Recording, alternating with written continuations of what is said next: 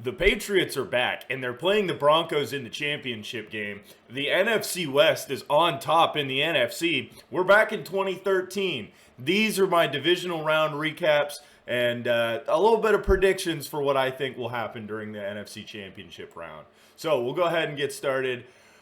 Whew, this game was tough. I feel bad for Bills fans.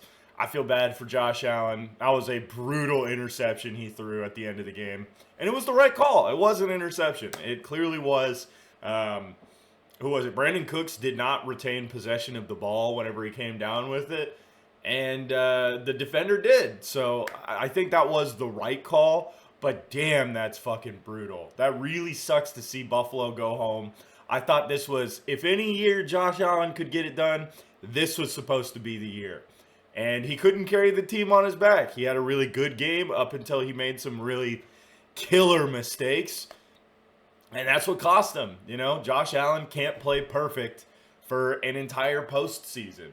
And if he can't play perfect, then his team doesn't win. And that's just really telling of how talented the team around him is. I know they just got rid of Sean McDermott, who I think he's a really good head coach, but I really wouldn't be surprised if a new, fresh face in the building allowed them to do what they needed to do. Josh Allen needed someone like McDermott to develop him. Josh Allen is developed now. He needs someone who will scheme for him and scheme for them to win games, because McDermott just makes a bunch of dumb mistakes.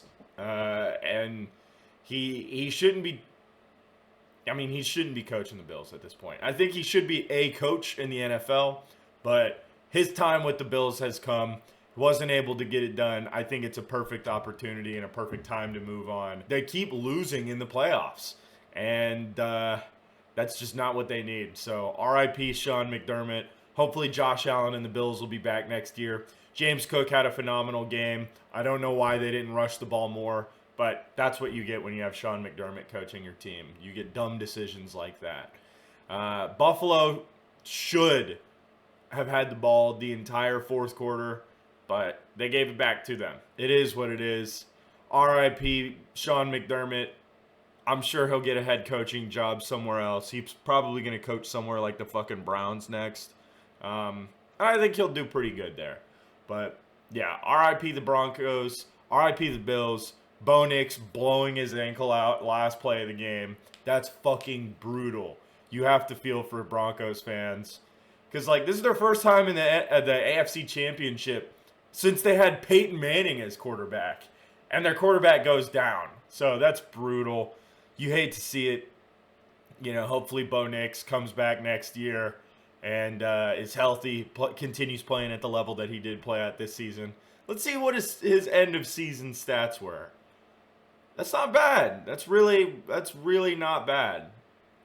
I thought Bo Nix was going to suck. I thought he was going to be a really horrible quarterback. I thought he was not going to be good. And no, he had himself a really solid season this year. But no, Jarrett Stidham, he's taken over. He will be the new Nick Foles. Oh, boy. You know, just because I don't want the Patriots to get another Super Bowl, I don't want Robert Kraft to APAC his way back to the fucking Super Bowl, but it's looking like that's what's going to happen. I hope Jarrett Stidham truly becomes Nick Foles 2.0, but I don't see that happening. This is just brutal, man. You really got to feel bad for Bills fans, though, because they could have won this game. It was in their hands, and Josh Allen made a really dumb mistake. You know? You can't be throwing it when it's that contested. That's just...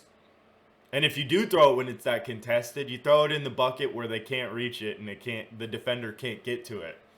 He yoinked that shit right out. I stole that shit. You know? And Josh Allen goes home crying, goes home to Cancun. All right, but we'll move on. Seahawks versus 49ers. This game, there really isn't much to say about this. This was a fucking brutal beatdown. The Niners didn't have George Kittle, and it hurt them bad. They split the series during the regular season. You would not think that based on the results of this game. They fucking dominated. Cooper Kupp had himself a pretty solid game. But I want to say Jackson had a couple touchdowns. No, he only had one because Kenneth Walker had 3. Yeah, that's crazy. Crazy that 41 points on the board. Sam Darnold only had 124 passing yards. That's all they needed. Let's see. What were their rushing stats? Because it's going to be disgusting. Only 175 yards? What? Really? I mean, I know they recovered 2 fumbles, but damn. That fucking hurts. Yikes. Yeah, no, the Niners got blown out. The Niners got destroyed. Sexy Dexy. I didn't even know Dexter Lawrence was on the fucking Seahawks. What? Oh, no, that's DeMarcus Lawrence. No! Oh, my God, no! Oh. I was wondering, I always knew DeMarcus Lawrence wasn't a Cowboy this year, but I didn't know where he went. How many sacks did he have this season? 6? Fuck. Damn. Well, DeMarcus Lawrence, I hope you get a Super Bowl ring this year. That's fucking brutal. We got rid of both of our best defensive ends this year. Jerry, how fucking retarded are you to do that? We got rid of DeMarcus Lawrence and... Oh my God, we got rid of him and Micah. Okay. But yeah, no. The Niners injured as shit. They stood no chance. The Seahawks absolutely dog-walked them. From the very beginning of the game, you were like, yeah, dude, the Niners, they don't stand a fucking chance. This game is over. How did they only have 281 yards, though? That's crazy. For it to be such a dominant... I'll be honest. I watched, like, a decent little bit of the first half. I didn't watch any of the second half. I was busy. But I had it pulled up on the side. And I was, like, watching the score tick up all game. How the fuck did they score so many points? Was it just because they had 3 turnovers? That's crazy, though. How do you score so many points with so little yards? I think that might be like an NFL record for most points scored with fewest yards. Because that's a good game for a quarterback to have that many yards. That was their total offense. That's fucking crazy. But yeah, the Seahawks are looking unbeatable coming out of the NFC. I really don't think... I mean, the Rams look super mortal. They had a very close, challenging game against... well, we'll get to that game here in a moment. But yeah, I think the Seahawks are looking like the strong favorites out of both the NFC and the AFC. I think this is going to be a Seahawks-Patriots rematch, but this time it's going to go very, very differently. But I'm getting a little ahead of myself. Let's not get too far ahead of myself. But yeah, the fact that Brock Purdy had more passing yards than Sam Darnold is fucking crazy. He was their leading rusher, too. How did McCaffrey do? He did bad, I know that. 32. Oof, that's tough. 39 yards receiving. Oof, that's tough. That's tough. He was their only... Man, he was their only weapon on offense. Besides Jake Tongues. Who the fuck is that guy? But yeah, R.I.P. the Seahawks. Or R.I.P. the 49ers. See y'all in Cancun. Later, nerds. All right, moving on. We've got the Patriots versus Texans. This was fucking tough. This was a hard game to watch. This was tough, dude. This was brutal.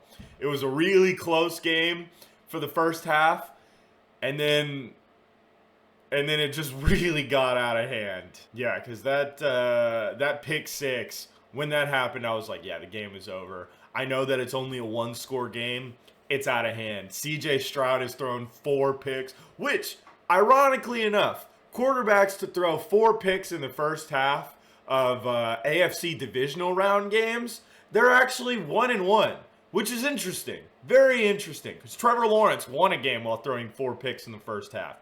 But I'm pretty sure he ended up throwing 5 total touchdowns, which really made up for his 4 picks. You can't throw 4 picks, 1 touchdown, less than 50% completion percentage, and expect to win a game.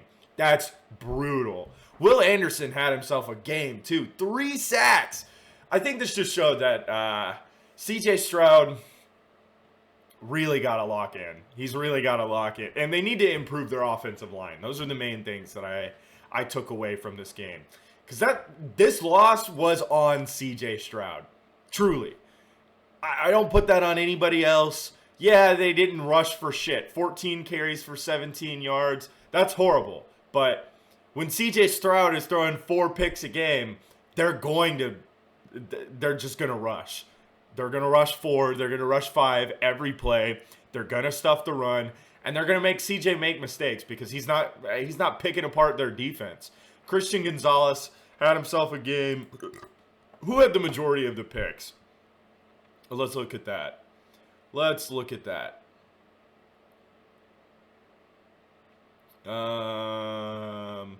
Carlton Davis. Is this Carlton Davis, formerly of the Buccaneers? It is Carlton Davis, formerly of the Buccaneers. He had himself a fucking game. Nope, that's not what we wanted. Go back. Nope, one more. Yeah, 2 picks. And Marcus Jones, he had himself a touchdown.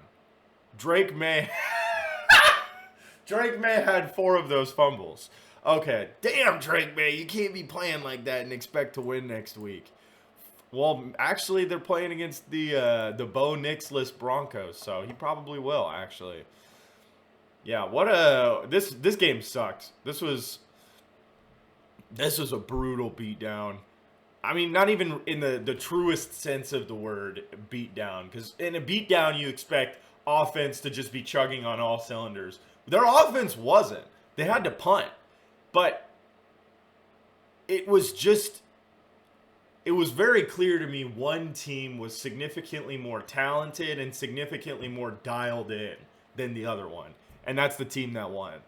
Moving on, we've got the Bears versus the Rams. Matthew Stafford versus Caleb Williams. What a game. This is a really fucking good game. You got to feel for Bears fans. They'll be back next season, though. They had themselves an incredible year. Caleb Williams next season will probably be even better, and he's probably going to eclipse the 4,000-yard mark. Bears fans, you have a lot to be hopeful for. You've got Ben Johnson. You've got Caleb Williams. You're probably getting rid of DJ Moore, the worst player in the playoffs this season. That bad effort play from DJ Moore, I don't want to say lost them the game, but lost them the game. That shit, you can't have that on your team. You can't have that. Like, they went so far out of their way to trade for DJ Moore so that Caleb Williams can have weapons. And ever since joining the Bears, he has not been the guy that they need. He's had over 1,000 yards, I want to say, in a couple seasons since joining them. Does not matter. He doesn't give effort when it's needed most. DJ Moore, go play with Shedeur Sanders. You are a Cleveland Brown. That was embarrassing lack of effort. And I think if the Bears just have somebody who's willing to go all the way on that play, this game could have a completely different outcome. It truly could. But Caleb Williams really got to tighten it up with these 3 picks. Can't be doing that shit. Can't be turning the ball over so many times. Matthew Stafford played a really good, clean game. Neither of them, well, Caleb Williams passed for barely 50%. But neither of them had like these incredible, really good, solid games. But Kyron Williams, Kyron Williams, 21 carries, 87 yards, 2 tutties. If the Rams play like this next week, they get destroyed by the Seahawks. They cannot play like this. They need to play really good football. Really smart football. This cannot happen. I know that the Bears almost fucking came back in the 4th quarter, made it really close, but you can't let it be this close against the Seahawks because they will fucking dust you. But yeah, Matthew Stafford and Puka Nacua, who hit the emote. I wish he did. That would be funny if he hit the emote again. We're never seeing the Puka emote ever. That shit has been vaulted. It's like the baby emote on Fortnite. It's never coming back. That'd be funny as hell if he brought it back, though. But no. The Rams, beat the Bears in a very close, tight game. Caleb Williams made it close in the fourth quarter, which they seem to have a tendency to do.